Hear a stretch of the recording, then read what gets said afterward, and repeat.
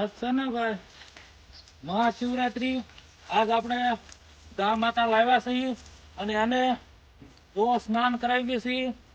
એટલે આમ ઘણી જગ્યાએ આપણે જાત્રા કરી લીધી અને ઘણી જગ્યાએ સ્નાન કરી લીધા, પણ આજ એવું લાગે છે કે ભાઈ આપણા અમુક સ્નાન બાકી હોય એ સ્નાન કરીએ છીએ એવું લાગે છે ભાઈ. એવો માહોલ આપણને દેખાય છે ને એવી મજા આવે છે.